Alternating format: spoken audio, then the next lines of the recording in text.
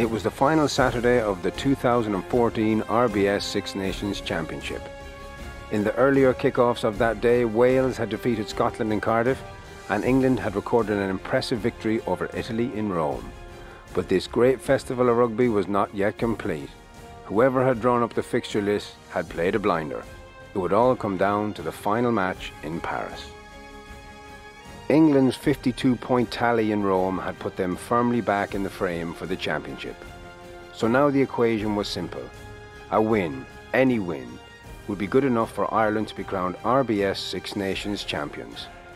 However, if Ireland were to lose, even by the narrowest of margins, the title would go to England on points difference. France were also still in the title race as an outside chance.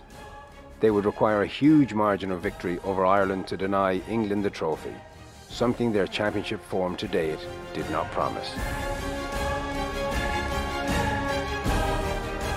The stage was set for one of the great climactic set pieces in rugby's greatest championship.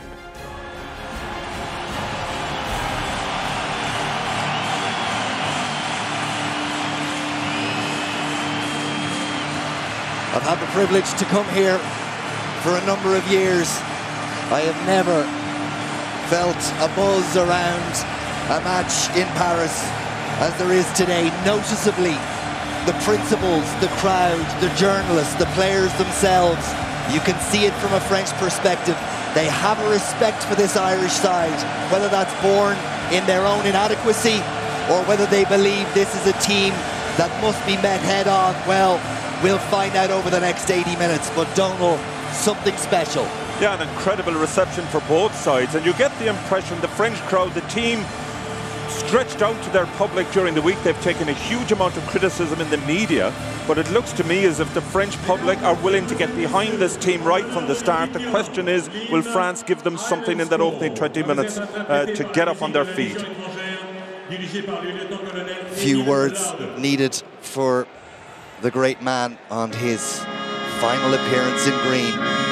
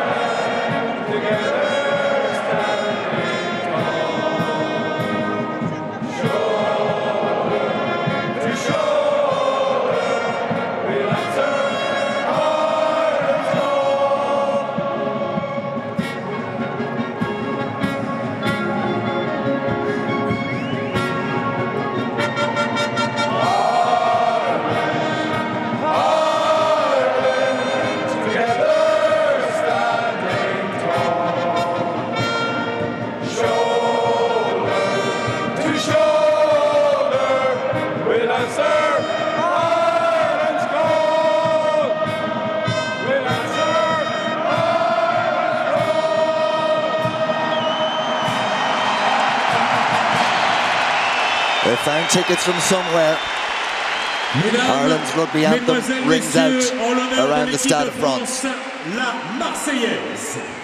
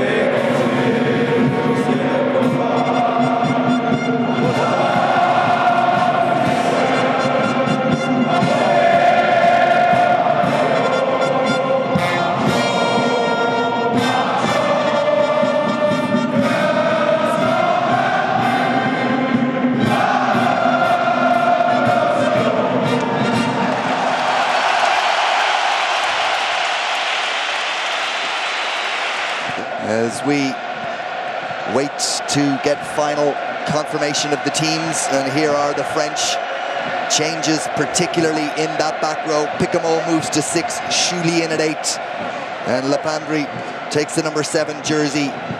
And at half-back as well, a big call to put in René Tallez. For Ireland, well, it's the tried and the trusted O'Mahony back for Henderson.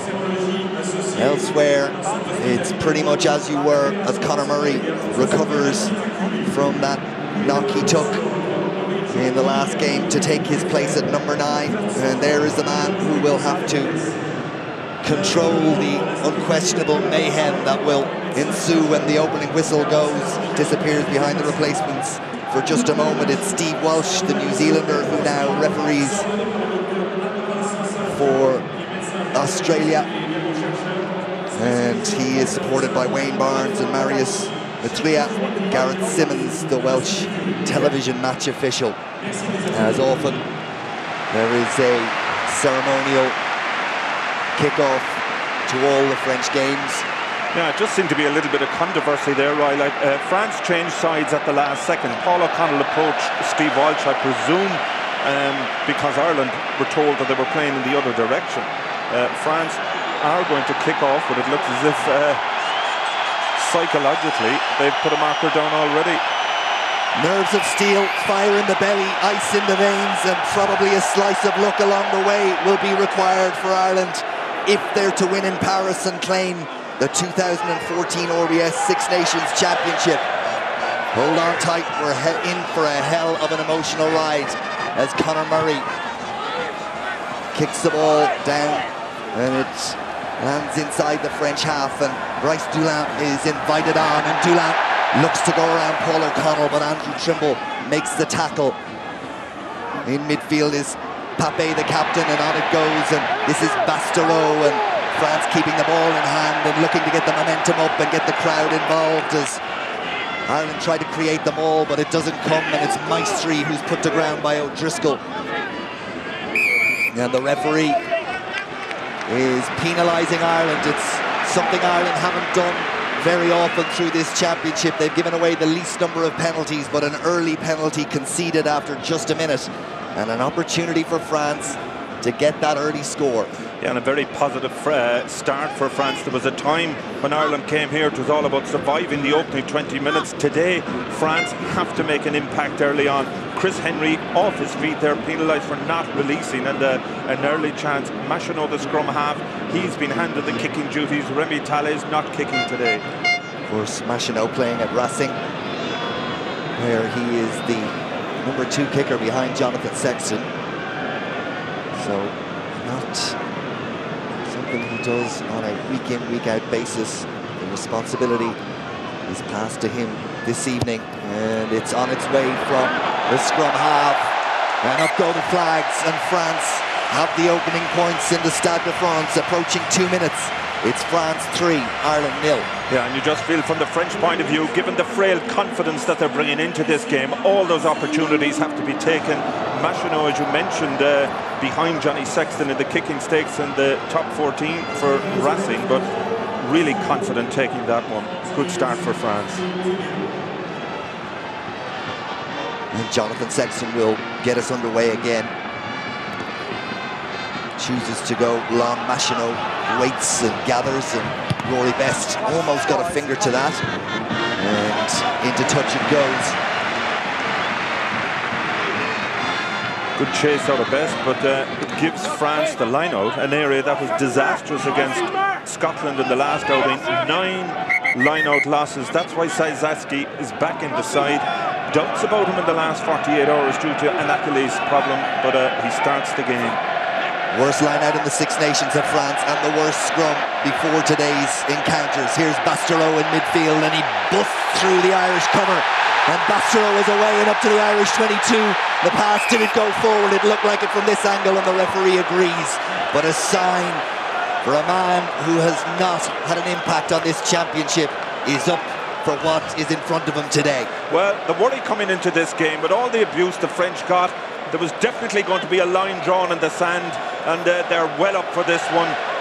Bastereau just bursting up the middle of the field. If he'd managed to hold to pass definitely forward, but France, a big opportunity there.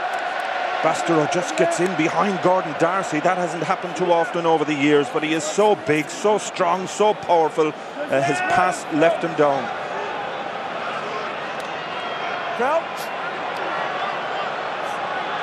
First line out of the afternoon is followed quickly by the first scrum.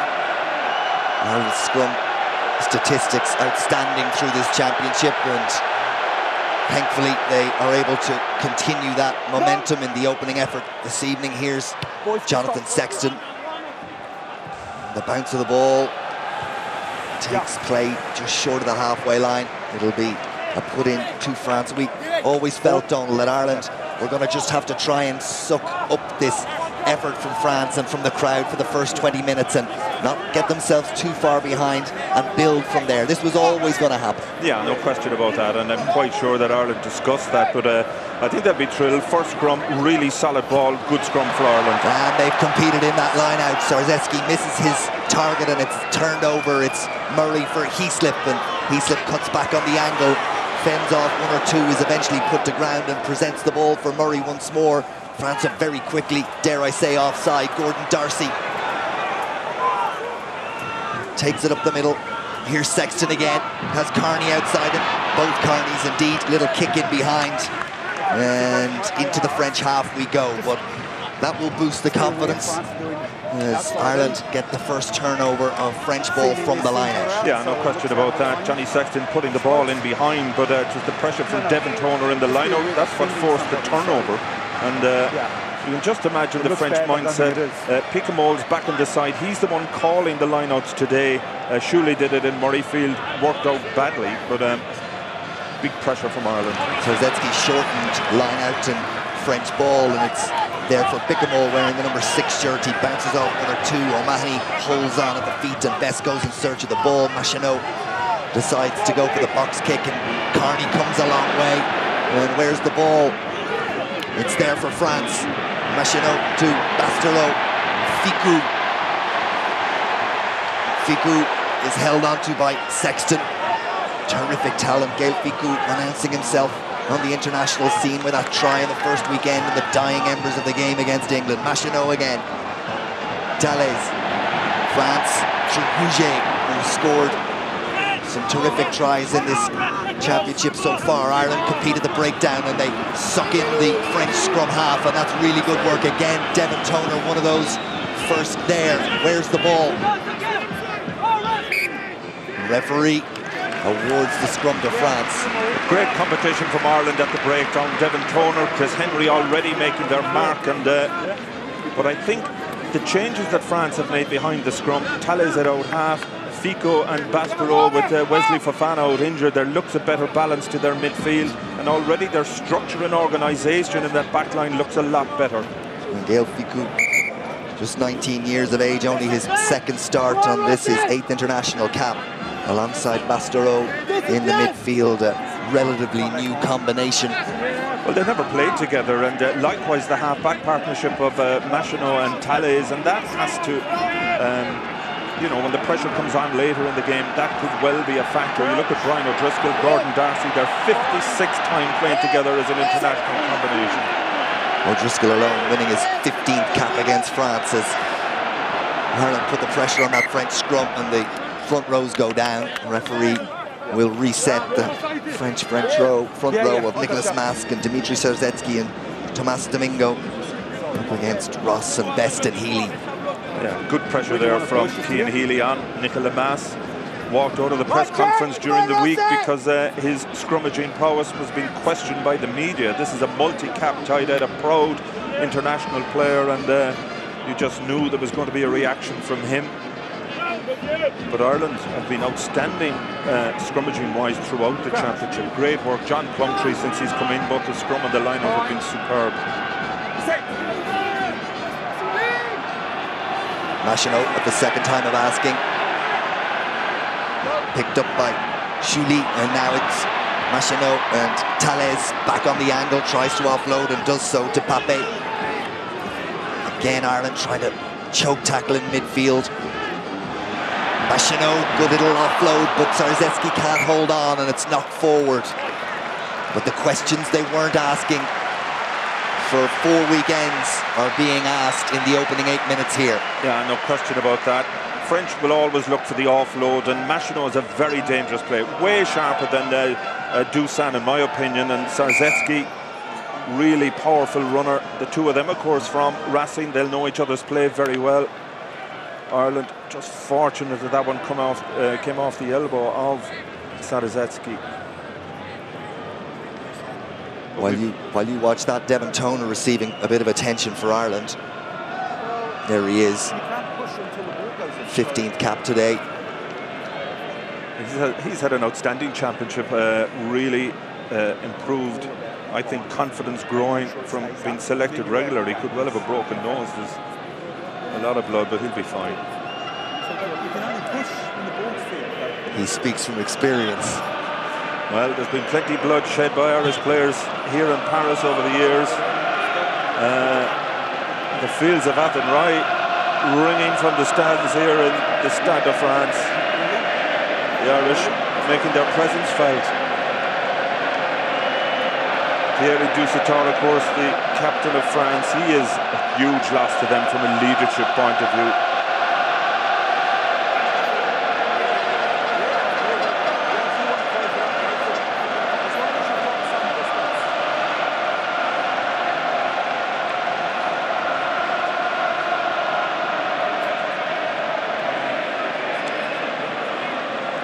Toner still having the blood flow stemmed, but he's okay to continue.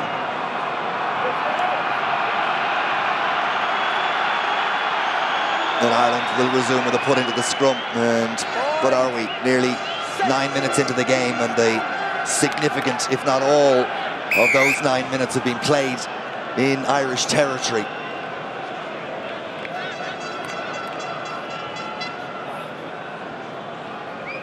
Here we go, boys.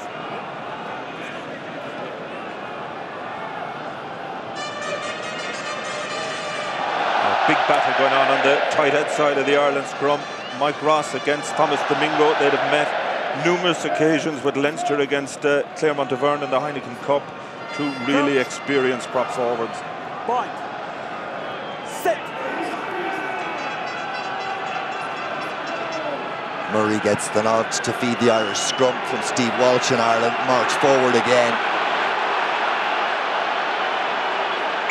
And the referee watches the front rows pop up, and he'll reset. Well done. Your boy came up first. Again, a very powerful drive from the Irish. Good tight scrum, good pressure. Jamie Heaslip, you can just say, more than happy to hold the ball into the back of the scrum. Ireland looking, playing for penalties, but great drive in and across the French front row. French scrums, they don't like to see them going backwards on home soil, and Ireland putting an early marker down in the key element of the scrum.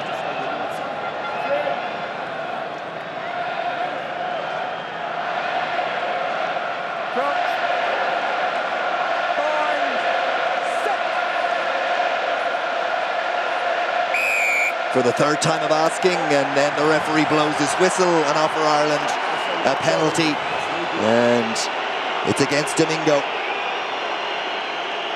Crowd don't like it.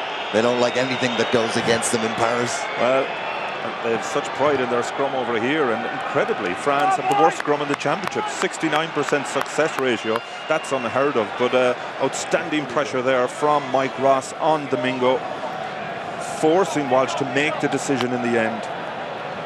Worth having a quick word on the conditions. About 10 or 12 degrees, beautiful evening in Paris, but there is a wind up high in this stadium and is behind the French back, so when the ball is kicked high by Sexton or Thalès or Machino in terms of kicking for the line, it may be having an effect. It suggested so after that kick from Jonathan Sexton. It probably didn't go as long as you would expect it to. Here's Heaslip.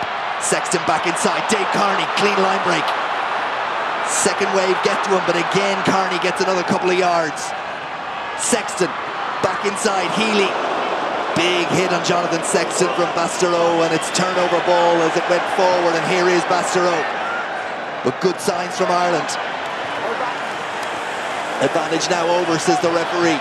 France march up towards their own 10-metre line. Ireland go in search of the ball, but it's there for Talley's after Machinot's decent pass, and it's a high one for Rob Kearney to come and claim. Terrific work by the Irish fullback.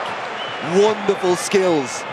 Darcy thought about the pass, decided correctly not to do it because France were coming up quickly on the outside and it was open to interception. Here's Sexton again, and O'Mahony. He'll love this kind of game, Peter O'Mahony. O'Connell at pace and at an angle. Terrific from the Munster and Ireland man. Trimble.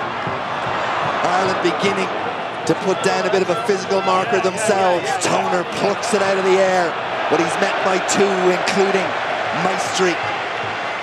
O'Connell again, this time from a more static position. Murray, Sexton, Darcy, he's hit hard. Tackle was from Picamol, and France have turned it over. Zarzetsky leaves it, Machinot digs it out. Huget calls for the kick, but it's poorly executed by the scrum half. Dave Kearney tries to run his way out of trouble, but Machinot gets to him. Ireland retreat quickly, but they are penalised. He was held in the tackle. And the penalty goes to France. Well, that's the one thing you can't do against France, is give them easy targets to tackle. Ireland in control here, just a pop from Johnny Sexton alive, but Dave Kearney finds himself isolated, and here's the turnover.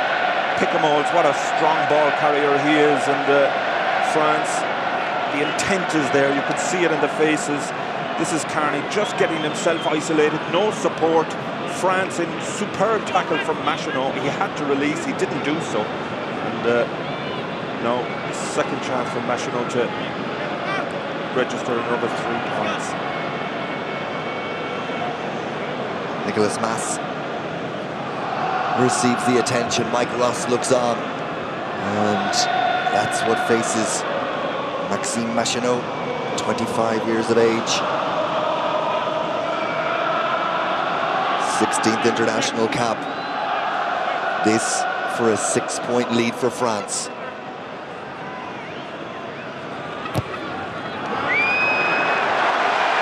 Should be and is. Up go the flags. 14.5 minutes gone. It's France 6, Ireland 0. The disappointing thing about that penalty, it came from Ireland's first sustained attack. Set-piece play off the line-out. Superb interaction between Sexton and Dave Kearney.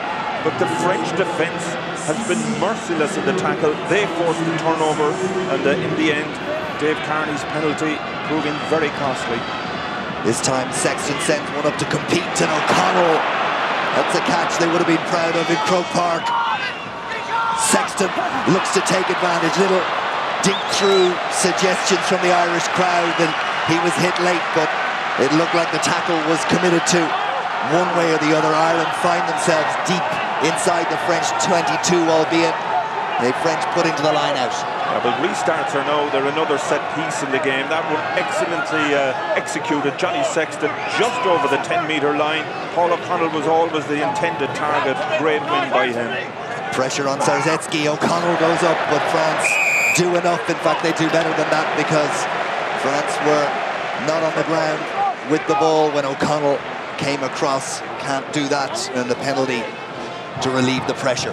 Yeah, good pressure from Paul O'Connell in the air, but you can't touch the opposing jumper in the air. France quite happy to throw it to the front of the line and just win the ball.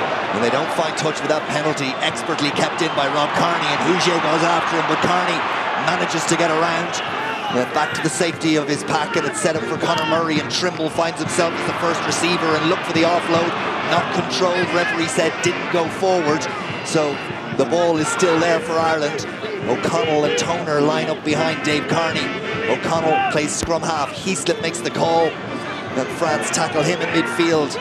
Ireland commit just a few, and O'Connell digs it out. Not particularly pretty, but enough for Sexton to release the kick, and Darcy goes in chase, decides to wait for the fullback Bryce Dulin to come to ground before committing to the tackle. Menard. France looking out wide to find a way round Ireland. And they bring play inside the Irish half. Onto it quickly comes Lapandri, and now it's quick ball for Machineau. And here's Ficou. Pick 'em all at pace. Terrific power from the French blind side. Machineau looks for it, screams at the referee for a penalty, offloads it to Nicolas Mass. The tackle comes in from Chris Henry, but back inside Irish territory once more as Bastereau finds Czarnecki, and the tackle comes in, and the referee's coming back. I think it was a forward pass, well called by Steve Walsh, but France looking at their menacing best, and worryingly for Ireland, Brian O'Driscoll down injured. Ronan O'Gara made a very important point when he spoke before the game about Ireland playing too much rugby, and I think there's an element of that happening at the moment. Come on. I see what you're saying, am I right? Yeah. Wow. There's O'Driscoll. No, yeah, it was just some... I just put my neck out. Hopefully he's okay. Let's see if we can see where it happened. Bastereau, Czarnecki, and in that collision with You reckon they're going to early, the mate? French hooker. Do I need some presents here? Yeah, he catches his elbow, I think. Czarnecki, really explosive, dynamic player. He was the one, you go back to the French win over England in the opening game of the championship, he was the one who made the burst and gave the scoring pass to Gaël Ficou. That is what he offers in broken play. But this French team, Royal, they're unrecognisable from anything we've seen in the opening 4 games of the championship. Their confidence is up. There's a fluidity that we hadn't seen at any stage. You know, we felt there was going to be a backlash, but I think Saint-André, he'll be really pleased with the manner with which France have opened this 17 minutes.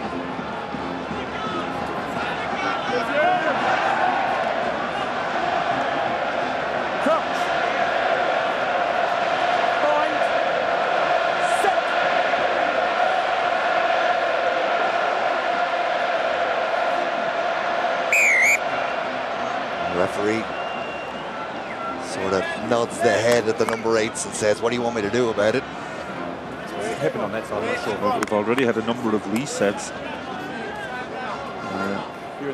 Both Cian Healy and Nicolas Mass guilty of going down together there. As a consequence, Walsh coming over to that side of the scrum. Just watch both heads hitting the ground at the same time. Bind. Set.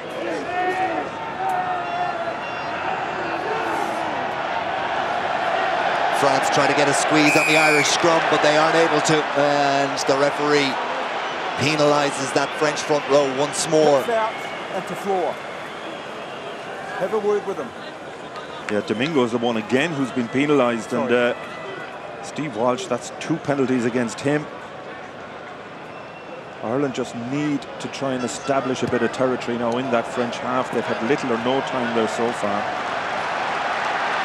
And Sexton prods it into the French 22, and Ireland have a little committee meeting about the line-out that will follow as they walk towards the marked ball, and Rory Best is first to arrive. This is where Ireland are at their most dangerous. Opposition 22, 9 of their 13 tries have come from inside that 22. Towards the tail they go, and it's O'Mahony. And now it's Conor Murray, and Murray almost away. And Ireland poured through, and Darcy plays scrum half, and O'Connell is marked and hit hard, but the ball presented, and O'Driscoll looks to dance back inside. And the ball once more there for Conor Murray. Cian Healy barrels his way over the first French defender, and Murray to Henry, and Henry thought about the pass but straightens the line, and Ficou put him to ground, but good work and good ball retention from Ireland. O'Mahony once more into the physical contact. Heaslip, no way through. Murray, Darcy, Rory Best thought about the little offload back to Darcy, but instead goes to ground. Murray again. Here's Henry. Ireland asking questions of the French defence. So far they have the answers. Healy brings a bit of power and directness. The ball presented. Murray caught in possession, and the referee says nothing wrong with that. the ball still there for Ireland? It looks to be. Henry, offload, back inside, Ireland are over! It's Jonathan Sexton again! They knocked at the door, and eventually it opened. 21 minutes almost on the clock, and Ireland are on the board, and that will do wonders for the confidence. Well, that's Ireland at their brilliant best. I've mentioned right throughout the championship, once they get a foothold in the opposition 22, their conversion rate in scoring is superb. The patient build-up, 9-10 phases, everybody knowing exactly what was required of them. You knew the gate would open at one stage, and Sexton, I'm sure, absolutely thrilled to have scored here in what is now his home city, of course. Great response from Ireland. Wonderful moment for Jonathan Sexton. Scores his 6th international try. 2 last week, 1 this week. And the conversion to come.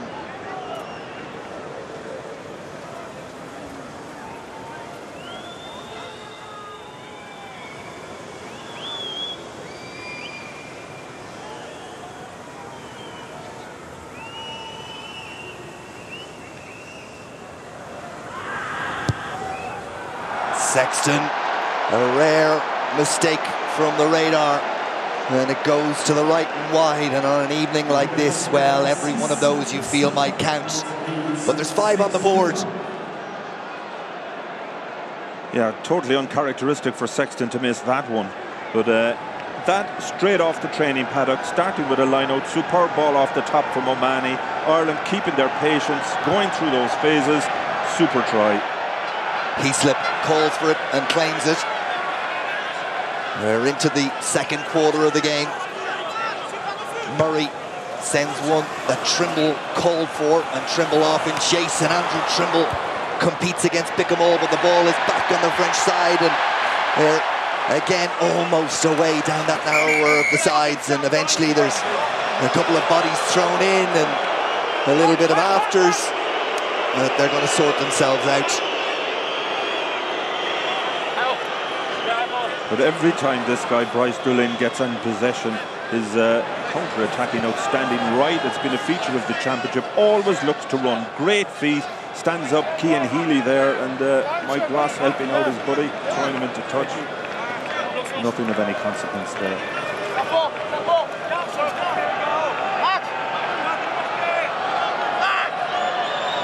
Best. O'Connell. Ball secured for Ireland. Now they go to the maul, and it'll be interesting to see if they can pick up where they've left off in most games with an impressive driving maul, and it's lumbering rather than moving at any great rate. So the kick is taken on by Conor Murray, and France, as they have on a number of the box kicks, claim possession. Machinot. Bastereau in midfield, first receiver. Ireland hold on hard on the ground. It was O'Connell. Doolan in behind. Conor Murray was off in chase. The crowd suggested Doolan was interfered with as he tried to go through, but the referee and his assistants have given nothing, and then France give Ireland the cheapest of gifts as Pick'em-all, under no pressure, fluffs his lines. Well, you rarely see him make a mistake like that. I'd been thinking a couple of minutes ago, a problem for Ireland was all their box kicks were going into Pick'em-all's hands. He's the one covering that area. Caught the ball perfectly, just lost concentration, thinking about what he was going to do next, and given the manner with which the Ireland scrum has started this game, this is a very promising position.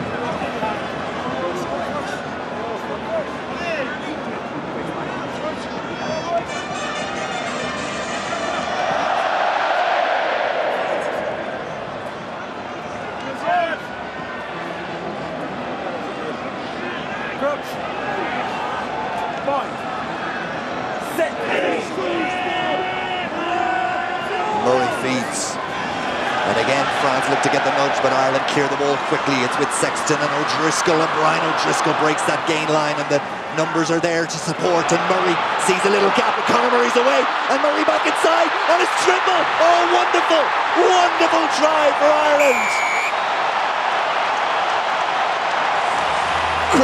by O'Driscoll. Superb work by Murray. And Andrew Trimble is in, and Ireland have their second try in 4 minutes. What about that, Donal Lenihan? And again it comes from set play. O'Driscoll, what a genius. He was the one who set it up. A great support line from Andrew Trimble coming in off the left wing. Conor Murray sensed the space in behind, beats the first line of defence, knew the support was on the inside. Superb from Andrew Trimble. But O'Driscoll, he may not score them himself these days, but he creates so much problems for the opposition defence. What a response from Ireland. 6-0 down to hopefully 12-6 up, 10-6 at the moment. And over go the extra two from Jonathan Sexton. And after 26 and a half minutes, it's France 6, Ireland 12. Yeah, great response from Ireland, and they have the confidence. And something in this team. They knew France would come out of the blocks early, but they've held their composure. Again, their set plays, superb. You could see the mark of Joe Schmidt all over those. Rene Tellez gets us started again, and it's the try scorer Andrew Trimble who looks to break a tackle or two and does well to get Ireland to their 22. Conor Murray hoists the kick, and again Ireland go and chase, and Rob Kearney somehow came away with that, and it's offered up the opportunity out wide if they can put it through the hands. Here's O'Driscoll. Fiku gets a foot in the way, and it'll bounce into touch. But for just a moment, there seemed to be an opportunity out wide. Well, it was a vital intervention from Fiku, because Dave Kearney, had that one got in behind, the field was opened up in front of him. But already, Ryle, despite the good start that France have had, you can just see the confidence beginning to seep out of them already.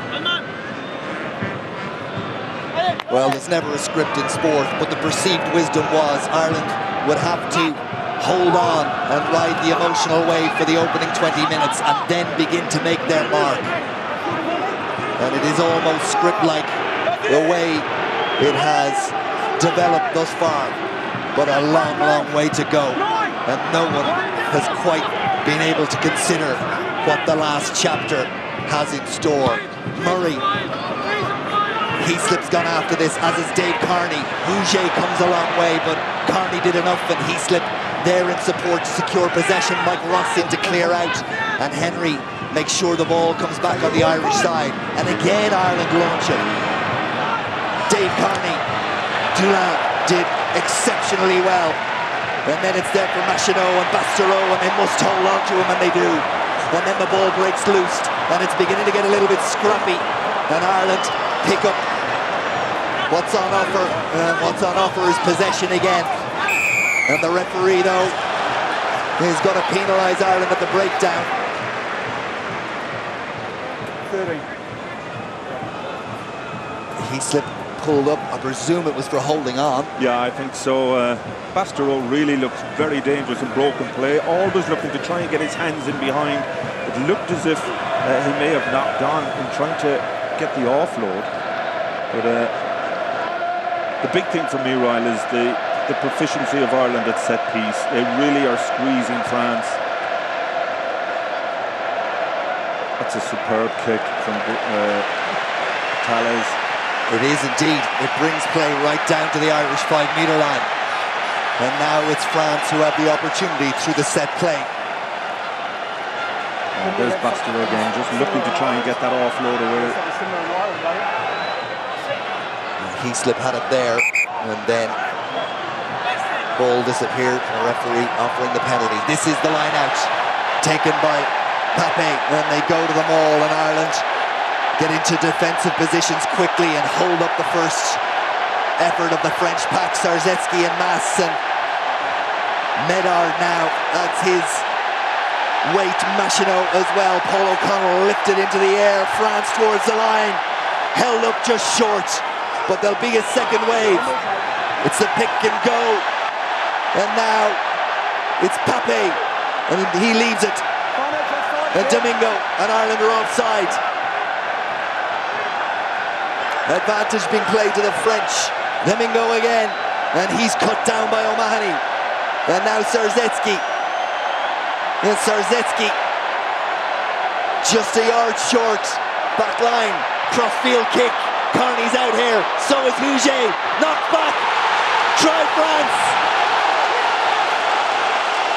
Wonderful skills. Dulin believes he's in. The television match official will tell us for sure.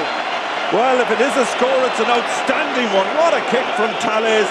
Huget knew he couldn't take it with two hands in the air. Cleverly tapped it back for Dulin. The question is his feet in play or out of play? It looked to me as if he hit the corner flag, which of course is irrelevant.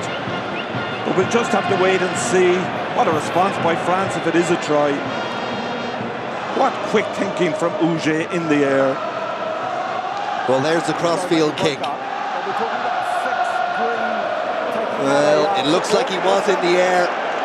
And then where are the feet of Bryce Dulin? They look like they're okay. Wonderful athleticism brings an outstanding try for France. Well, that is a try, and what a response. Huget and Dulin have probably been the two best players, most consistent players for France in this championship, and they deliver when the need was greatest.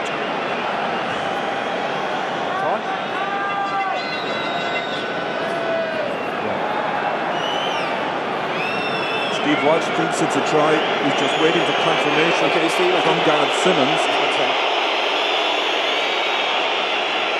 Watch the feet. Okay, that's all the angles. Steve, can you hear me? Yes, I can hear you, mate. You may award the try. Thank you. Try given.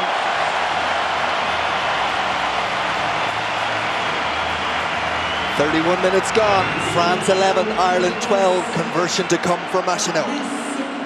Well, they've showed character, France, conceding those two tries in a few minutes, but they've come back.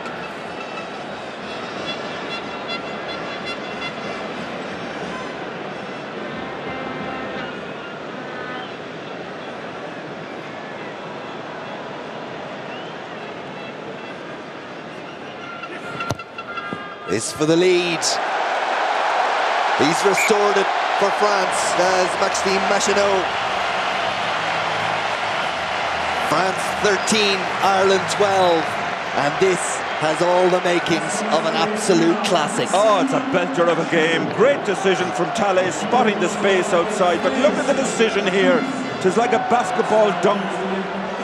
And Dulin, he's been razor sharp. Johnny Sexton's missed conversion is the difference between the teams at the moment. Pick'em-all receives the Irish restart.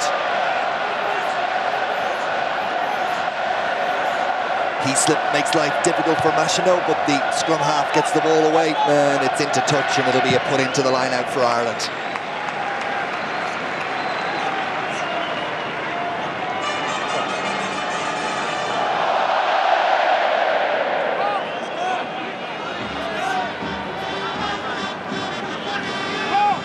Ireland's line out impeccable so far. 4 from 4, 1 steal on the French throw, 1 line out maul.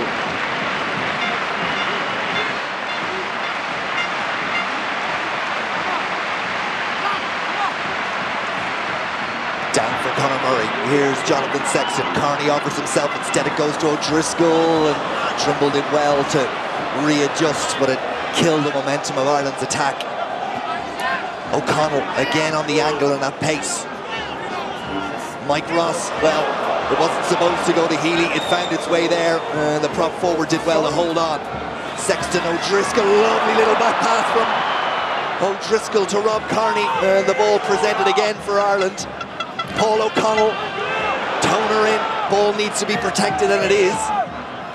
Jonathan Sexton, ball doesn't go to hand. Ireland scramble back again, and Peter O'Mahony, I think, just drives his way towards the halfway line. Healy, Ireland need to concentrate and keep a hold of that football. Just, I say that Sexton fires a high one. It's going to land inside the 22, is it? Yes, it is. And the mark is called. Not the best kick of the evening. No, the Irish chasers, no chance to put pressure on Dulin, and he may be small in stature, but superb under the high ball. But again, we saw evidence from Brian O'Driscoll. Is there a a better passer for somebody who doesn't look where he's passing. His precision is just unbelievable. Yeah, just 5'10", Bryce Dulin, but he has been very impressive under the high ball. Do you think that that's something the Irish coaching team will talk about at half-time, that tactical kicking? Yeah, I think so. Just a little bit too loose at the moment, and you know, we know how dangerous that back three. Uge, Medard hasn't had that many opportunities, but kicks just a little bit too deep at present. And the ball back on the French side, and Ross goes in search, but Machinot scoops it up for France. And they ask questions around the fringes of that Irish ruck. And they get some good ground gained. Pick 'em all, faced by Rory Best. Looks to offload and does to Machinot now. Thalès almost away. Machinot, Ficou, the French, looking dangerous once more. Henry there to make the tackle. Ball presented for France. They're down to 14. One of their players injured and not in the game as Lepandri heads France into the Irish 22. Zarzetsky doesn't look like he's carrying an injury at all as Ireland go in search of the ball. Compete, but don't win. Drop it, goal. Thalès, right and wide. And Ireland will feel mighty relieved. Yeah, Thalès has been outstanding, and you know, you can see why the French public have been screaming for this guy to start. I think it's is it Nicolas Mas, or it's one of the props anyway. I think it's Mas because Slamini was warming up. He's standing on the bench. He's normally a tight head. Yeah, it is Mas. And unfortunately, they're calling for the stretcher. Well, he took a bang to his ribs earlier on. It seems to be his elbow now. And given the week he had, he will really hate to go off in this one. The likes of Picamoles has been, he's been inspired. I know he had that one drop pass. You just see Picamoles going up to Mass. The elder statesmen in this French side, I think the ones who are taking responsibility today. Look at that clean out from Picamole. Jimmy, he slipped right into the rib cage. It's Lepandre actually.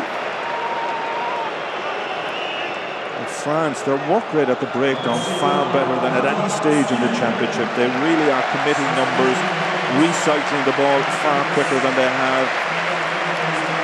And Mas gets a huge reception here from the crowd.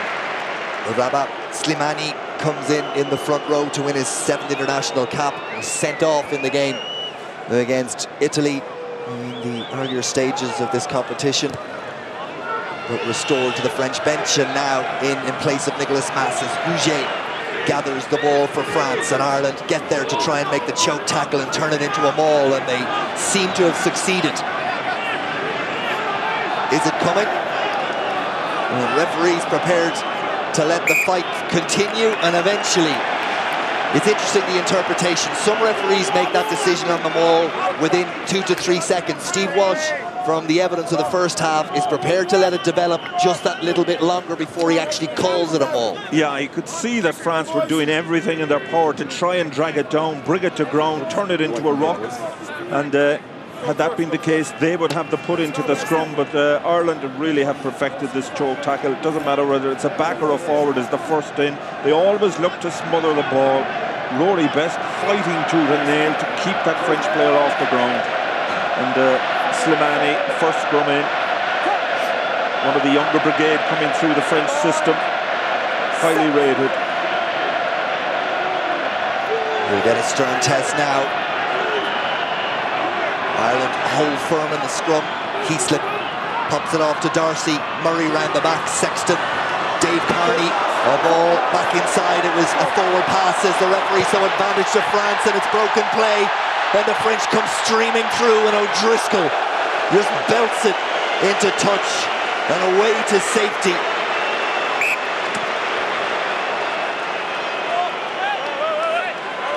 With a forward pass and then a forward pass. And the referee said there was a further forward pass from France, so he's going back to the original one. from Ireland and offering France the scrum. Yeah, it's just the inside pass there from Johnny Sexton. Rob Kearney is complaining that he was taken out before he had any opportunity of Dave Kearney, sorry, you just see it floating forward there, but Kearney, the point he's making, he was taken out. It doesn't matter anyway, the pass was forward. Johnny Sexton was quite slow, as you can see from that hit from Bassero, to get back on the back on his legs. But he's okay now. Well, shaken, I think. Yeah, he was exposed in trying to make the pass, and it doesn't help that Bassero is over 18 stone. But again, you see the power plays that Ireland are playing off set plays. It's just the passing, just not quite as clinical as we're used to. A lot of that coming from the pressure that France are putting on defensively. Big hits coming in all over the field. Clock ticks towards the break. 1 point game. You feel Ireland would be very satisfied going to the break with that 1 point in arrears. Yeah, well, they've weathered the early storm that we knew was going to come. They've looked really dangerous at times. When they manage to go beyond 4 or 5 phases, the French defence seems to break down. That's the key, I think, for Ireland. And just a little bit more accuracy in their passing. And I think they have the tools to open up this French defence again. Concerned, Donald, that it would seem, and we don't have the statistics in front of us, that far too much of this game from an Irish perspective is being played in their half. Yeah, that is an issue. But again, Ireland, you know, they're playing all that rugby in their own half. You just feel maybe a little bit more variation, a few more kicks from Sexton. Penalty Ireland again. And now you feel there's going to be a talking to Domingo. It was called by the touch judge, who I think is Wayne Barnes on the far side.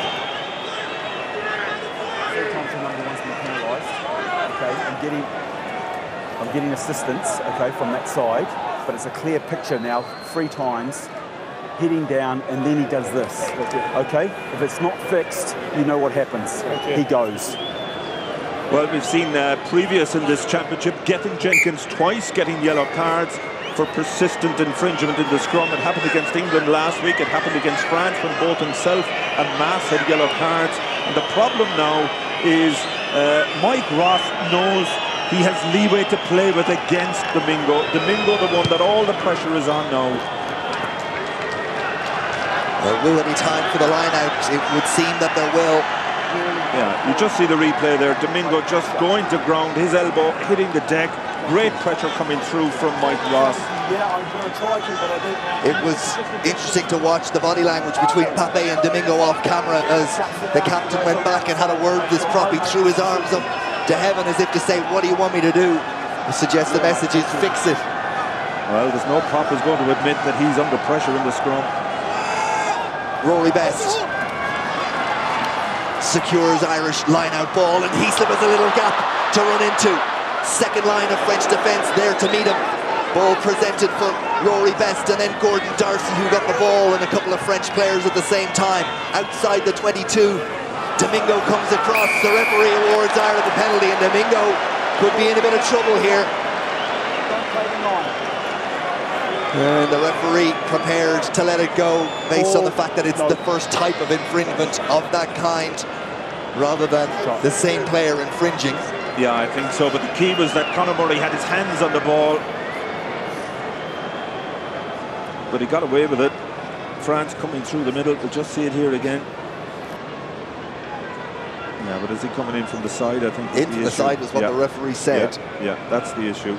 Really, Domingo Saint-André, look at the reaction from him. Well, you can understand on the evidence of that camera angle why he'd be pretty annoyed. And what it has done is given Ireland the opportunity to go to the break with a lead. An early conversion miss from Jonathan Sexton. But a chance to give Ireland a 2-point lead at half-time in Paris.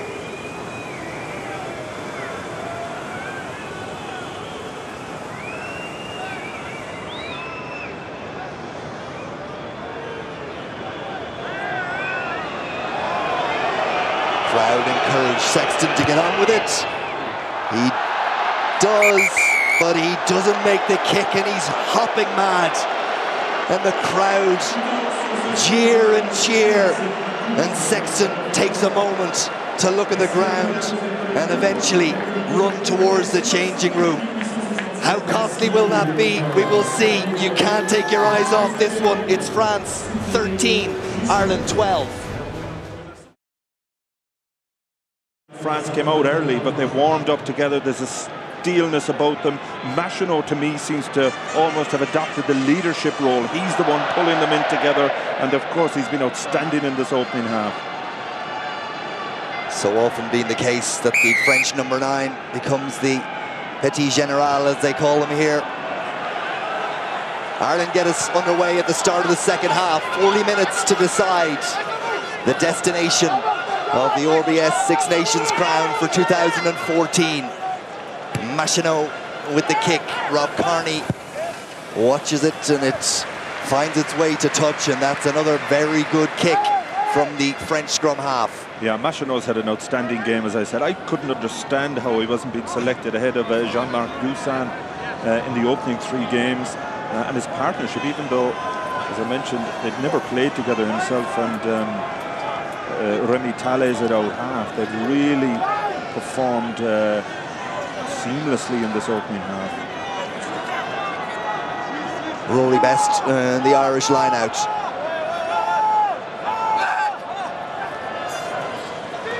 Another good, clean take in that line-out, and Gordon Darcy is sent down the middle of the park. Here's Conor Murray. Sexton, he'll be fuming, having left those 5 points behind him in the first half. Murray, Cian Healy runs into a wall of blue, at least 3, if not 4, but Healy does well to present the ball again. Here's Peter O'Mahony. O'Driscoll thought about the pass, held on, doesn't need to get isolated, and doesn't. Here's Murray, Conor Murray again asking the questions around the fringes. Ball not secured. It is now by Paul O'Connell. Ireland just need to gather themselves again for a moment. Henry plays scrum half.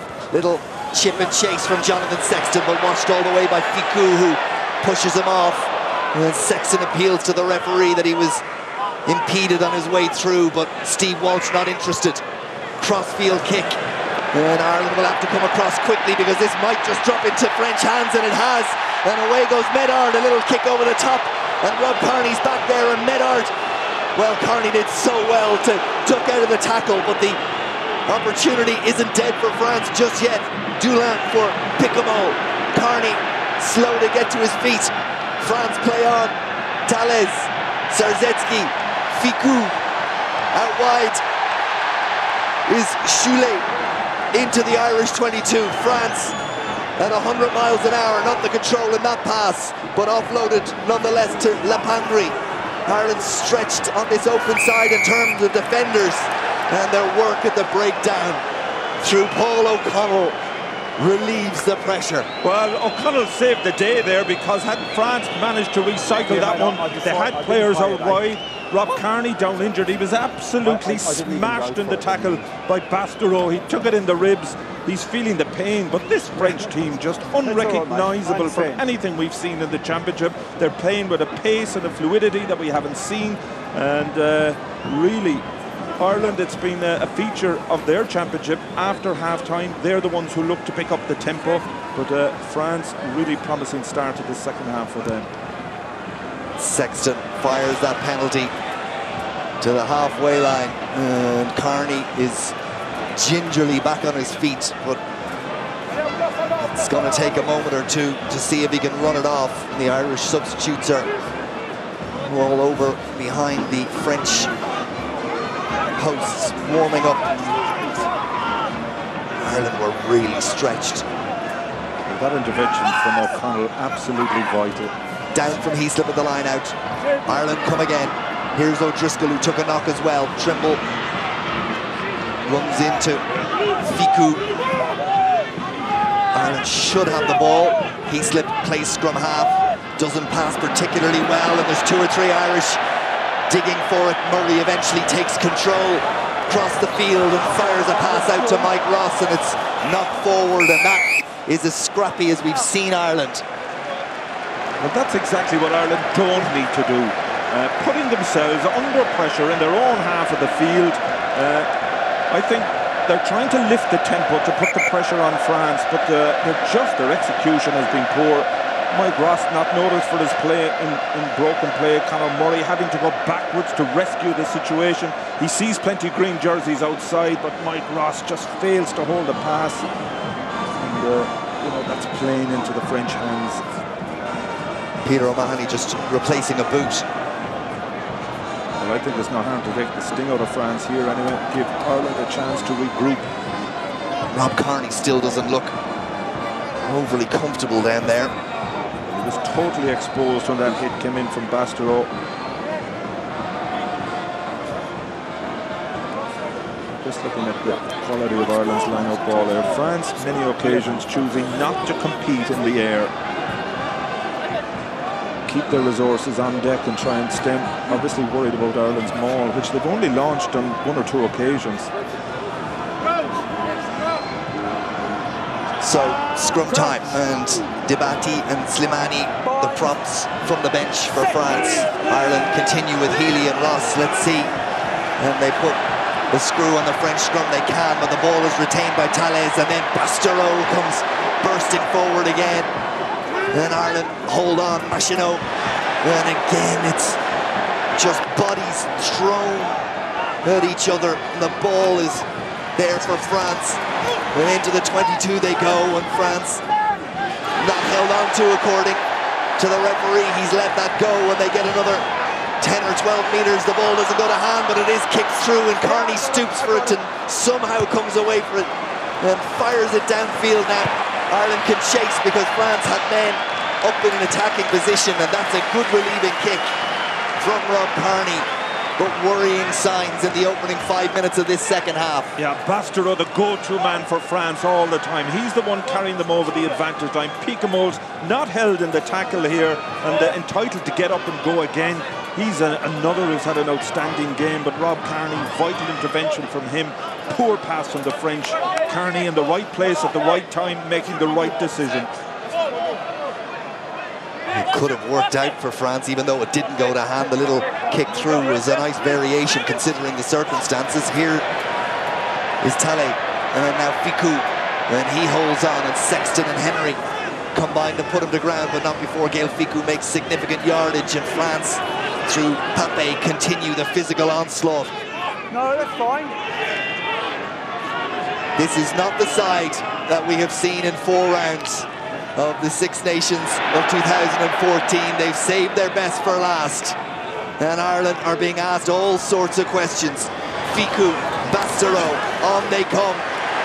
Blue wave after blue wave, and Huget knocks it forward. And Kearney is yet again the man to profit from the French mistake.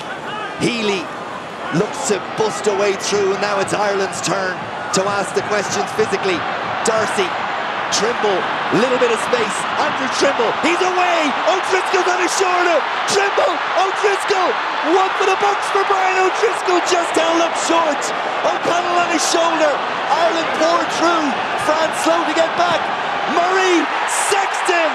Oh yes!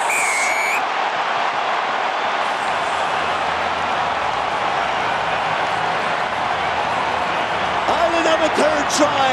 Sexton has a second under the posts, and those that are here in green are on their feet.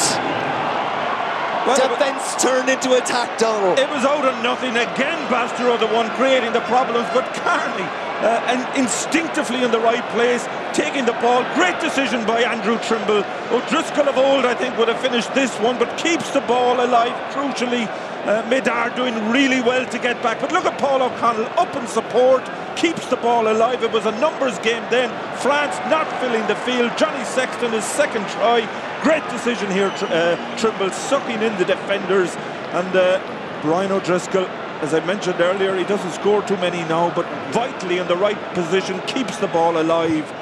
Oh, just about. Over it goes from Jonathan Sexton. Well, he's having a masterclass with the ball in hand in terms of try scoring, but even that kick straight in front of the post, the trajectory is very low. It could have hit the crossbar. 48 minutes gone. France 13, Ireland 19. And watch that again and again and admire Trimble, O'Driscoll, and also the decisions of O'Connell and Conor Murray. Tellez starts us off again. Where to from here? Jamie Heaslip claims possession. Murray with the kick, Trimble off in chase. Pickemall is there, and he knocks it forward, and it'll be a scrum to Ireland. And that down to the chase of Andrew Trimble. He never gave it up. And the point being there, while the kicks from Ireland now far better, giving Trimble the opportunity to compete in the air. He's no right physically to compete with Pickemall, but he did so, forced the knock on, and Ireland now just managed to silence the ground a bit, the Irish getting behind them. Interestingly, the last two seasons, in the two draws, Ireland failed to score in the second half of those games. This season, they've been outstanding in the second half. They've scored 10 of their 13 tries in the second half of matches. So Ireland are a second half team, and so that does offer hope and augurs well. As indeed there's a 6-point lead. Conor Murray for Jonathan Sexton. Trimble watched as he looked to vary the angle. Sexton again. Devon Toner offload to O'Connell, and they just about managed to not let it go forward and hold on to possession. Jamie Heaslip needs a little bit of support. Heaslip when he goes to ground, and Sexton saw it and reacted quickly. Murray, advantage to Ireland. Chris Henry puts the head down. Now is the time to keep asking the questions of the French. And we will wonder about their mental strength, but it's being called into question now. Yeah, but as Ireland are asking all the questions, really picking up the tempo of this game, good offloading, forcing France into conceding the penalty, and Johnny Sexton now with that decision to kick into the corner. Ireland's line-out standing to date. Sexton just outside the 22 with the angle and the distance, and I suppose his form with the kicking tee to date, there really was no other option. Yeah, no question about that. I mean, he's incredible, the kicks that he missed. And as I mentioned, even the conversion in front of the post, he didn't strike it properly. But Ireland cutting the line out. Heaslip out in midfield. There's been all sorts of variations from this line out. Rory Best for Paul O'Connell, and Best at the back as Devon Toner is taken out. And Ireland are going to try and move them all forward in the penalty against France, against number 5, Johan Maestri. And all that coming because France, they're so conscious of not allowing Ireland to get their line-out maul going. They're not competing in the air. They're waiting till the Irish player comes to ground and putting in the drive. Then you just see there, no French player in the air. Bang, in for the drive, but Jamie Heaslip was taken out without the ball, as France are going to make a change. Flanquer, second row forward, he's going to come in. Yeah, Alexander Flanquer, Stade Francais, big man as well, 6'9", 18.5 stone. He's stripped and ready to come in. But this is a very big moment for Jonathan Sexton.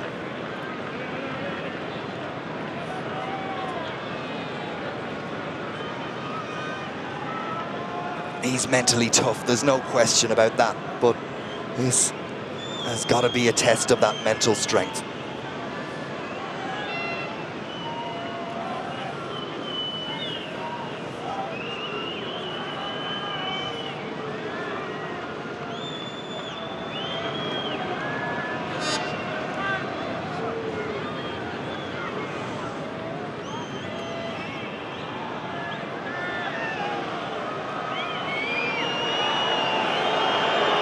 The whistles ring out once more.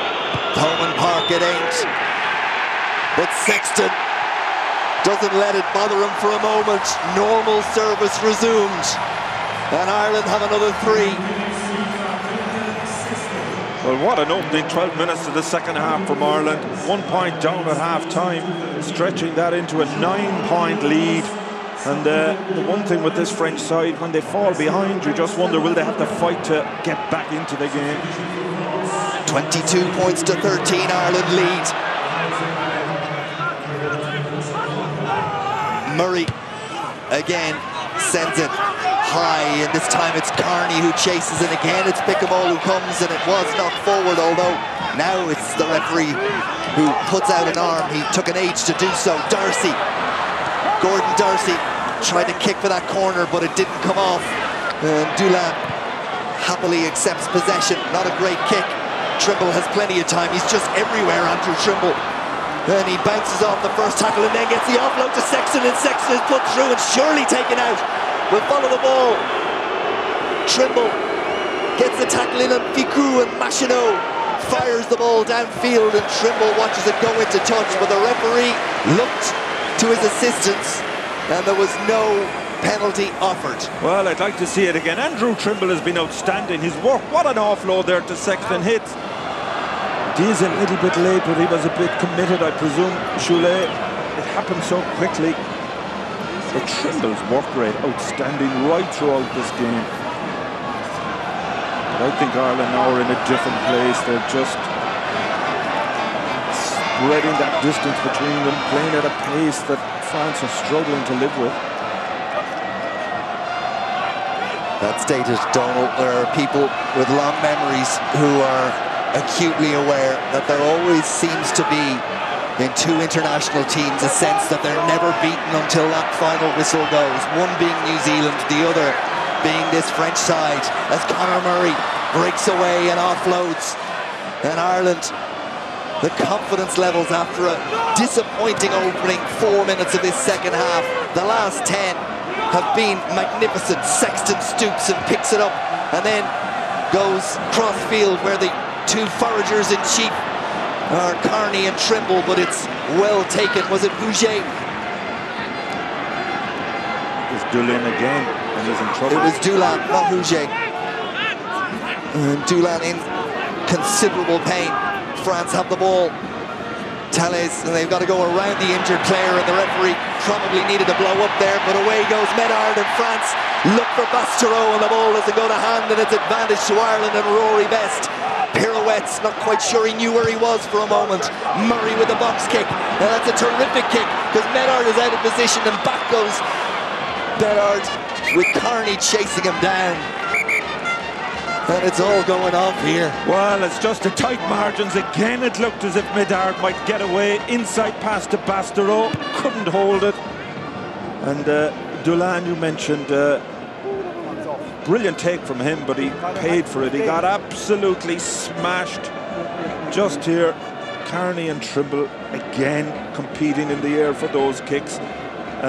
Measured kicks now, it has to be said, where in a period in the opening half they were just too deep. Absolutely spot on now. Just look at this, the pass, offload, Medard just behind Bastereau. Small margins. Dulin, a bit like Rob Carney, is going to be given a couple of minutes to see if he can run off that knock. And the fields of Athenry raise their voice again around the Stade de France. This one allowed to bounce by the Irish defenders. Eventually Conor Murray gets it to Jonathan Sexton, and he says to Trimble and Carney once more, follow that, and up goes Carney, and Dulin went once more to compete, and this time he knocks forward, and crucially Ireland have the platform of a scrum on the French 10-metre line with a wide narrow side and options from what has been their best set play throughout this championship, the scrum. Yeah, no question about that. But great thinking as well from Sexton. He knew that Dulin had taken a heavy knock. He's trying to run it off. So what does he do? Puts the ball up in the air again and gives him another dose, another hit from Trimble. And he is struggling. You know, he's been such an outstanding threat in the game so far. The French would hate to see him going off. Standard of fullback play when you consider Mike Brown and Dulin and Carney. Probably the most competitive position if you were picking your team of the championship. Heaslip for Conor Murray. Murray's little kick in behind. They're testing Dulin again, but he's equal to that task. And that's a good kick, really good kick from the fullback. He got every inch out of a poor angle, and it brings play back inside the Irish half. Yeah, great banana kick there from Dulin. Ireland just trying to force that French team on the retreat. great kick. Look how close to the touchline he was, yet manages to make 50, 60 metres with the kick.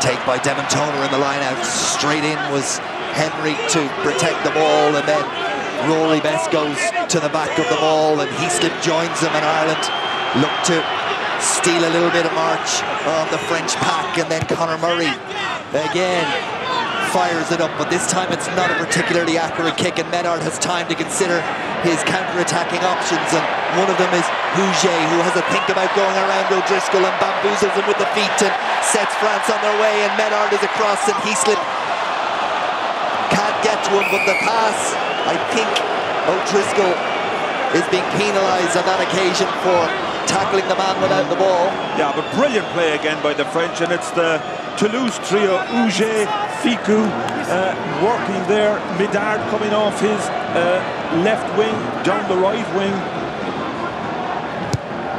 Just that flair you see so often in the Toulouse jersey. And Dulin fires it.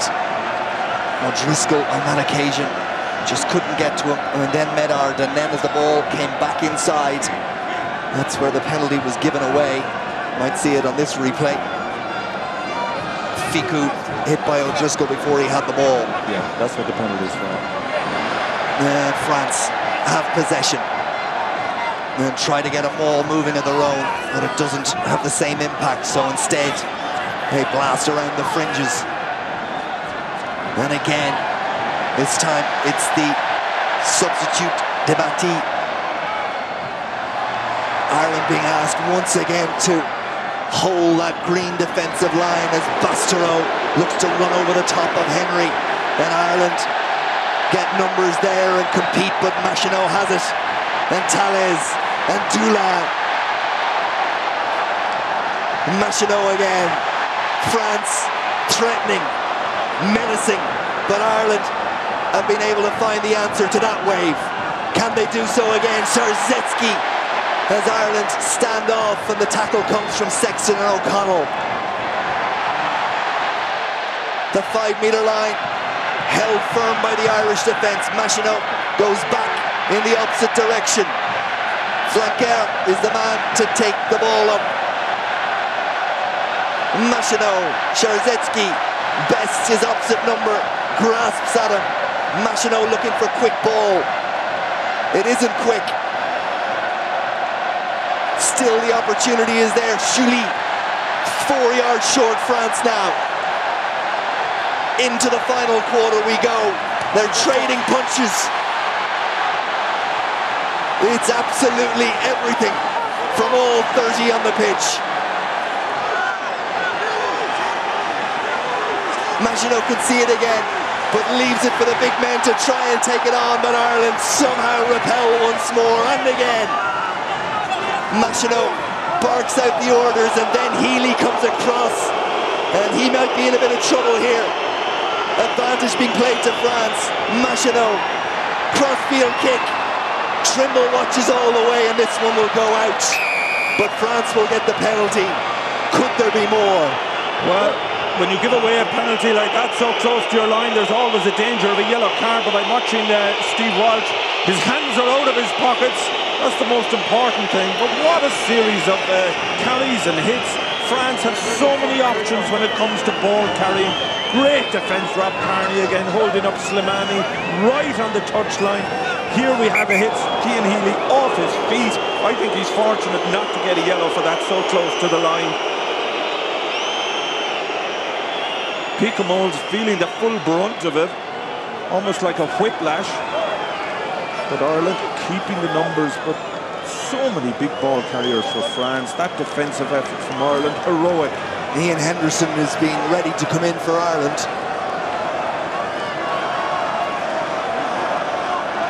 Well, the one thing we have to say, Ryle, the French, they've answered all the questions about their character, regardless of what happens. Twice Ireland have put in huge blows, 2 tries in the opening half, then brilliant start to the second half, and France going for the jugular into the corner. The one thing all club sides in France can do is maul. Henderson waits. France secure possession from the line out and go to them all, as you knew they would, but Ireland get a good initial shove to send them back, and then Sarzetzky peels away and looks to offload it, and Bastereau, and he's almost through, and he's still going, and he's dragging Ireland. Still, the green wave holds on, but only just. Pickamo will pick and try to go, and O'Connell and Darcy hold him up. It's magnificent from both sides. Outstretched arm advantage to France once more. Surely they'll get the try. The base of the post will be enough. Sarzetzky will know it. Is he there? Yes, he is. Try for France. Oh, what a game. Unbelievable response. It looked as if the post might have actually been Ireland's friend. Of course, if you touch the base of the post, it's a try, but that didn't happen. Sarzetzky appeared to be the one on the recycle, but it's just wave after wave how Ireland managed to hold Shuley up. Sexton doing really well, but the quick recycle enabling, you just see Sarzetzky. Is it Sarzetzky or is it Shuley? It is Sarzetzky. Sarzetzky. He goes to the base of the post. Ironic. Sexton doing so well to hold Shuley out. Oh, what a game. Oh. And Machino with the opportunity to make it a 2-point game once again, which he does. And Ireland have a number of players ready to come in. You see Owen Redden, Marty Moore and Ian Henderson. Big calls by the coach. Well, to be fair to Joe Schmidt, he hasn't been afraid to make those calls. He also uses his bench for impact. No such thing as fellas coming on for a cap in the last 30 seconds of a game. And a big opportunity now for Redden and Moore, Henderson to make a big contribution, because this game is hanging on a knife edge. And it is Ross and Murray and O'Mahony that make way. Owen Redden made his debut against France back in 2006. Machino fires it in the air. Carney on an arcing run to get there, and then the pass to Jonathan Sexton. Sexton launches it, and Carney is the one who follows it, but Dulin had a bit of time and sidesteps away from his opposite number and looks to turn into attack as Henry holds him up, but the fullback scrambles to the floor and sets France on their way again, and it's their turn for a purple patch as Bastereau goes to ground, and Darcy just fires himself at the big French centre. Pandry, middle of the field for France. Held on to by Ficou when it looked like it might be knocked forward. Machino can see it, slower ball. Tales has pulled the string so well. Devin Toner fired himself up from the line to make the tackle. No, thank you. But France, crucially, still have possession. Up comes Heaslin. France on the loop, and then the tackle comes in and wasn't knocked forward. The referee hasn't stuck out an arm just yet. Dulin scrambles back. Stay up, Blue! It's lung-bursting efforts from all those on the pitch. It's exhausting to watch. Moore goes after the ball, but France still have it. Then Machino kicks downfield. Endless time with ball in play. Trimble, Sexton. Saw a gap, tried to fire it for the corner. Not quite as accurate as he would like it to be. Dulin, another big booming effort from him, and he gets the bounce. And Carney needs to keep an eye on this, which he does, and it bounces up favourably. Plenty of time. France very slow to get up in the chase, and it's a big boot from Rob Carney, and surely France will take a breather, and Dulin looks, and the players look at him as if to say, no thanks, Bryce. Yeah, but the point you make there, Ryle, is so apt in terms of the chase from France. A brilliant kick from Dulin, but no French player made any attempt to close the space on Rob Carney. They look knackered at the moment. even though it doesn't show on the way they're playing, is Vahamina. Another man mountain is about to come into the game. 6'7", 19 stone. Sebastian Vahamina.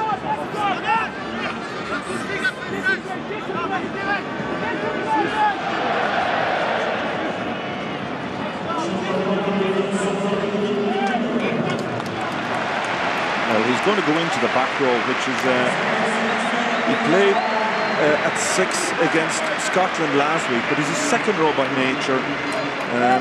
Not the fastest off the scrum. Possibly an area with Owen Redden and his pace and alertness to make capital out of. France have possession, and here is Vahamina. Cian Healy and friends make the tackle. And the referee decides to offer France the scrum. They're going to make another change as well, France. Is it Dusan who's been readied? Yeah, well, I thought Machineau took a bang there earlier. But of course, Dusan can also play out half. Yeah, Machineau the one going off. I think Machineau has been outstanding. And he's an infinitely better player in my view than Dusan. Dusan plays a lot of his rugby at out half for Toulouse. Incredibly, Ryle, as we remember, we were there. He got his first cap in a World Cup final. Fergus McFadden is coming in for Ireland as Rory Best has a bang on the nose to contend with, and it's Gordon Darcy who seems to be making way. Jack McGrath also warming up.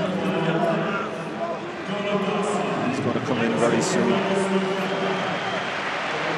So we'll never see that Darcy O'Driscoll combination playing a green shirt again. And Darcy really respected here in France, described by them during the week as Ireland's hidden pearl. O'Driscoll gets the plaudits, deservedly so, but Darcy has been such an integral part of that combination. Yeah, no doubt. And when the questions were asked about his form in the last season or two, well, he's risen to the challenge, or answered the questions maybe that were asked of him. Dusan at scrum half. Big change for France in that area. Ireland piled through, but illegally. One angle. Well, it looked to me as if Ireland had the push on in the scrum. The French front row are in a heap on the ground. They're very slow to get back on their feet. Well, look at Sazetsky. He's been injured. He's now cramped. I don't think there's too much left in him. Conditioning has been a problem, Ryle, for the French over the last number of years. They play so many games in the top 14. They don't have the opportunity for a big pre-season like all the Irish players have, and it tends to make the difference at this time of the year. In the November internationals, they're still that bit fresher, but once they get to the Six Nations, just the vagaries of a season take their toll. As Girardo, the Perpignan hooker, I reckon he'll be coming in very soon. Oh, it's captivating at the Stade de France in Paris as France, through Dusan and Talley and Bastereau, come again, and Ireland chop him down. Dusan, Ficou, who's grown into this game, knocks it forward. The referee hasn't stuck an arm out now. It's called by Wayne Barnes on this near side. And there's real concern for one of the Irish players, so much so that the French players are in around. Well, I think it's Johnny Sexton. Bastereau was in to Sexton, yeah. He looks out cold.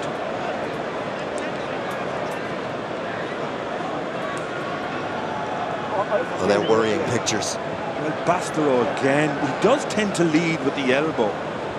Sexton took that right in the face. Gareth, if we can possibly get a shot of that collision with the ball carrier, the blue. And the referee is having a word with his television match official, I think, to have a look. We're struggling to hear exactly what Steve Walsh said, but they are worrying pictures for Jonathan Sexton. Well, I'm not surprised, because it looked to me as if Bastereau led with his forearm, and that is incredibly dangerous. As you can see, the picture's not pretty. Just see it here. It's a difficult one. Sexton really took the full force of that, and how ironic, of course, with Paddy Jackson being left out of the squad. Ian Madigan is now going to come in. Steve Walsh coming over to have a word with Wayne Barnes. And while all that's going on. Garrido is in and Szarzecki is gone.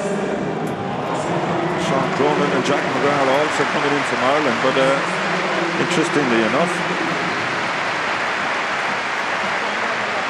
Ian Madigan is actually on the field.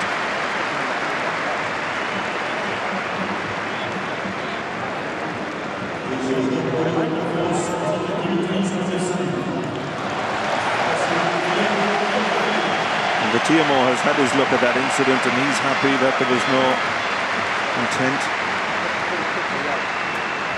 Sometimes they do look worse in slow motion, but Johnny Sexton. I have, yeah. Paul O'Connell just asking Steve Walsh. Oh, yeah, no, I did.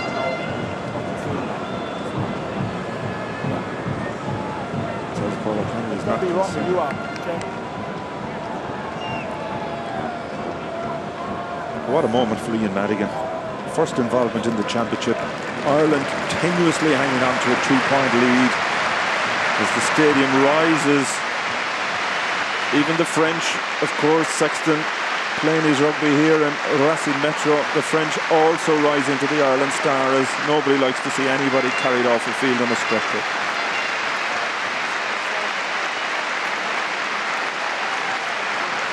Well, we'll hopefully get an update on Jonathan Sexton's well-being before we finish tonight, but that is a very sad sight. And the television match official and referee have decided there's no case to answer for Bastareaud, so we'll resume with a scrum to Ireland from the knock-on from Ficou, and Ian Madigan is in and is asked to close out the Six Nations from the pivotal position on the pitch. Well, it's what a moment for him. Joe Schmidt deciding to hold back Sean Cronin and Jack McGrath until this big scrum. Yeah, it's good to see Szarzecki and Sexton. Good to see him recognise. Well, they're club mates. Yeah, but that we saw the movement. Okay, well, I'm really happy for you to go French and close up. Just stop there. Stay blue.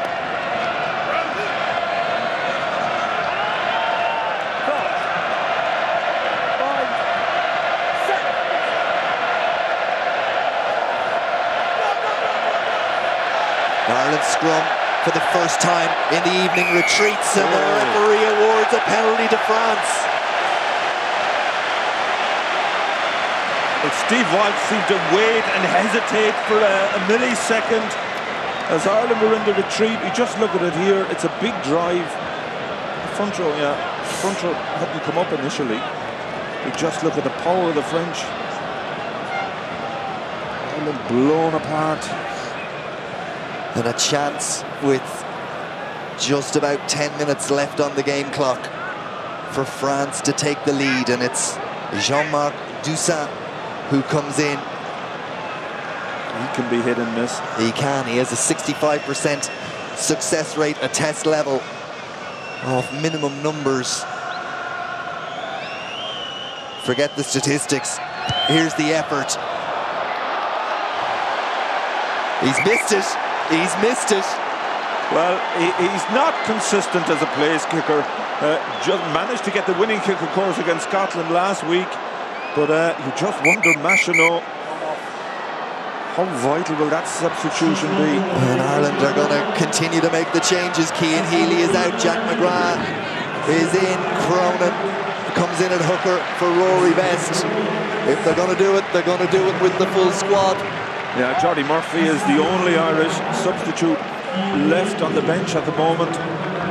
Schmidt just throwing everything, all his options at the French.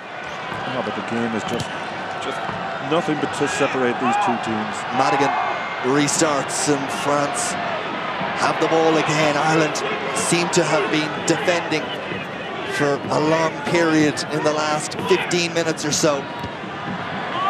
Carney should have time. Ficou will get there a little late, and Carney does. Well, he's a rock under that high ball, despite the fact that Ficou was coming to kick just a little bit too deep. Carney down the throat of Bryce Dulin. And France will love the opportunity to run this back. Thalès put to ground.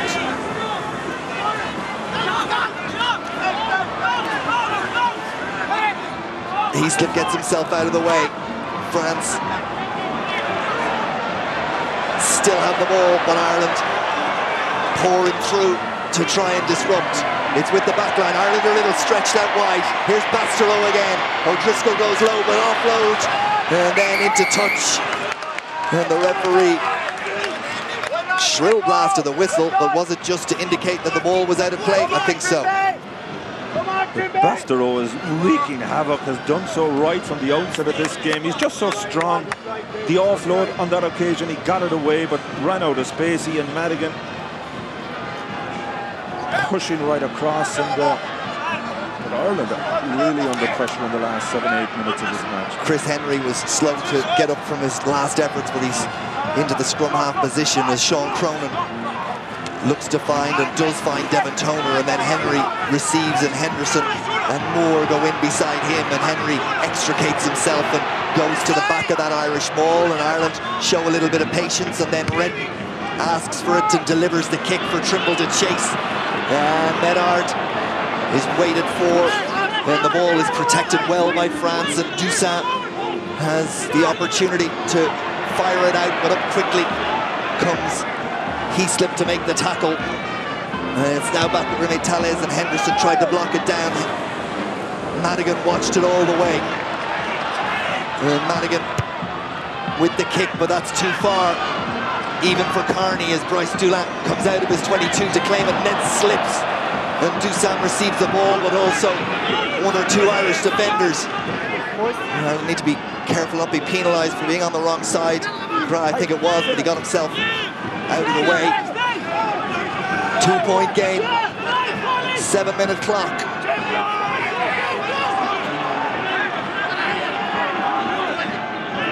The tired bodies are dragged to their feet one more time from both sides. Bastereau did well to hold on, and he goes in search of more contact.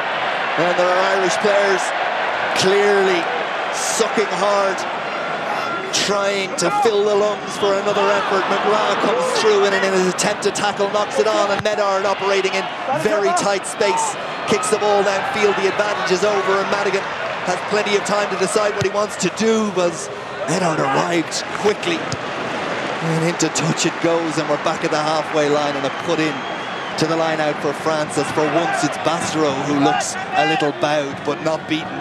Well, he's carried the ball on so many occasions tonight. The problem for France, they've only got two backs on the bench, and Dusan is already on the field. Mermoz, the only one who's left, so Saint-André will want Bastereau to finish this game because he's been a menace for Ireland all evening.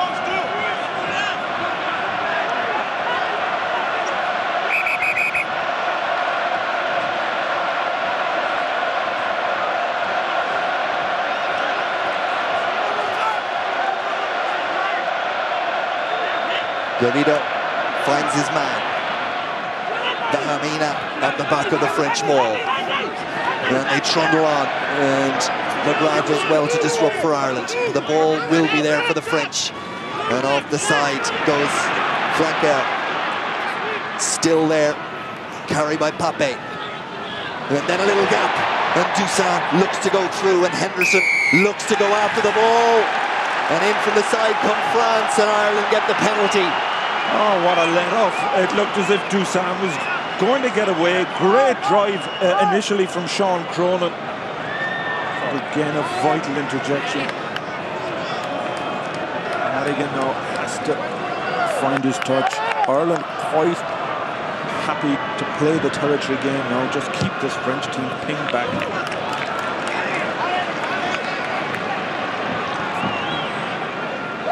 You just see here, Dusan places the ball, but in from the side. Another change as Loré comes in for France. There he is, wins his 7th international cap. And also it's Mermoz in, Ficou who is called out. O'Connell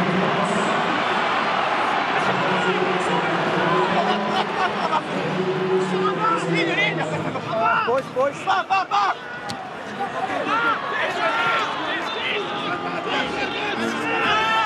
Redden.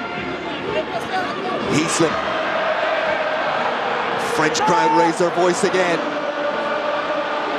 O'Driscoll for one last time. A final 4-minute effort in Ireland's green as McGrath. And this is the territory, this is the place where Ireland want to play this game. Madigan, McFadden. Ireland just need to secure that possession. McGrath again. Bounces off the first tackle, sets Ireland up. Redden, little show and go, and Trimble makes sure he's protected. And then O'Connell, he's been immense once again. Every man, woman and child here and at home willing this Irish team over the finish line. Redden, Toner, Devin Toner, McGrath needs to get there. Redden gets there as Toner drops the ball down for the scrum half. Madigan forced to play scrum half, pops it up for Paul O'Connell. Henry. Madigan again at scrum half. Phase after phase, sucking the energy and the effort out of France and running the clock towards that vital 80. And the penalty goes to France. Well, it's one last chance for the French. Ireland doing everything right up to that point, retaining possession. 16 blue. But, just going off their feet. Doolan handed the responsibility. He looked to get every last inch. Look at Debate, and he only came on at half-time. He hasn't made touch. He hasn't made touch. Crucial error from Bryce Doolan as Carney sends it in the air and Ireland compete, but it's Bastereau who claims the ball for France. Tallez and then Debati, and France come pouring forward again, and Ireland once again put those bodies on the line. 2 minutes left on the clock, 2 points in the game, and France have numbers out wide. 5-6 meters short. Doolan, Tallez, men out wide. It's gone forward. It's gone forward, surely. In the corner goes Chouly, but will go to the television match official. The French celebrate. They believe it's there. But on first viewing, to the naked eye, that was a forward pass. No question in my mind that it was forward. I think it was Pape, the captain, the one. They had the overlap. Pape knows it. Look at his face. Otherwise, it's a try. Okay, let's see. Right on. It's this one. That's forward. Well, even in some, we've seen some crazy decisions with forward passes in this championship. That has to be forward. And the television match official, Garrett Simmons, wants to see it again. It's come down to this. Surely it's forward.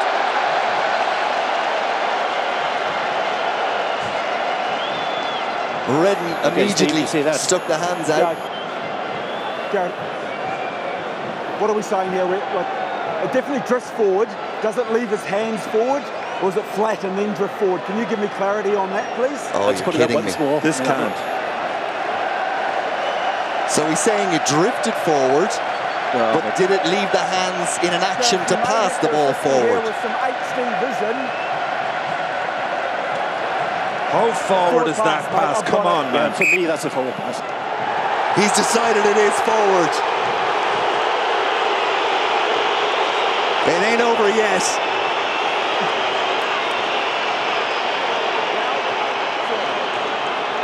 Well, as I mentioned, we've seen some horrible decisions in relation to forward passes. If this tournament was decided on that, thankfully, sanity has prevailed.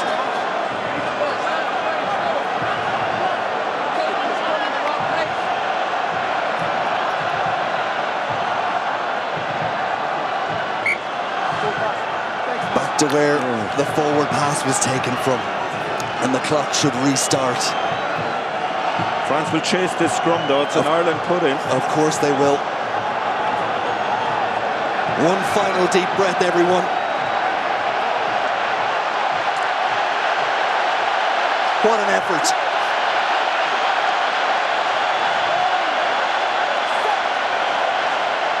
No penalty at the scrum. Well, how vital is it for Ireland not to concede a penalty here?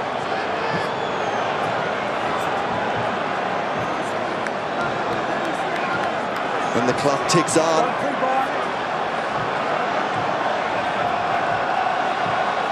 This is hard and remote stuff.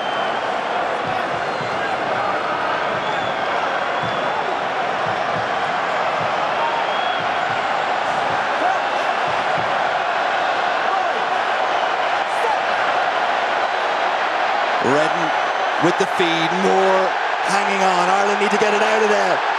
And then French have it, but Ireland come pouring through. We're into the last 9 seconds. This should be the final play of the game. No penalties is the order of the day. This is the final play. Vahamina, Henry and Toner wrap him up and try and turn it into a maul. It is a maul, says the referee. Now where's the ball? It's Ireland's ball! It's Ireland's day! Ireland have won in Paris, and the fairy tale season for Joe Schmidt, Brian O'Driscoll, and this Irish squad has come true.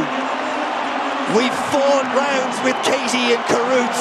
We've run laps with Sonia. We've kicked balls with McGrath and Houghton and Whelan. This occasion and this day is right up there with the best moments of engagement with the crowd and that team. Well, it's all the more special because France turned up. France threw everything at Ireland, and the guts, the resilience, the heart. I think the belief from coming here for year and year with your Heineken Cup sides, winning in France, that came true. But also how vital is it for Ireland that they won with the likes of Jack McGrath, Martin Moore, Ian Henderson. Look at the tackle he makes when France turned over the ball at the scrum. He put in the tackle, saved the day. What a moment. Oh, history being made here today. And for that man O'Driscoll, for all of them, but on his final day in green, he has got to live out his own dream to a climax. Well, does anybody deserve it more? Has anybody given more to the green jersey? On so many occasions, he's been the difference between victory and defeat. He had his hands full today with Bastereau in the centre for France, but Ireland, what a last few minutes. Everything asked of them, but their courage came to the fore. They deserve to win this championship. You've been lucky enough to have played in and be present for some wonderful days in Irish rugby. Is this right up there with them? Oh, one of the very best, without question, because to win a championship in France, so many years we've come here and left with our tails between our legs, been humiliated by the flair and the quality of the French teams, but we absorbed all of that today. We just knew, given the harassment that this French team had gone through, that they'd turn up today, and that makes it all the more worthwhile. And to see the smile on that man's face, you could just see what it means. After a record 133 caps, it was a fitting end for the centre who always seemed to retain his poise and balance, creating a still point in the middle of the tornado that so often surrounded him. The player who never sacrificed skill or spectacle for simple brute power, but who also never shirked the contact.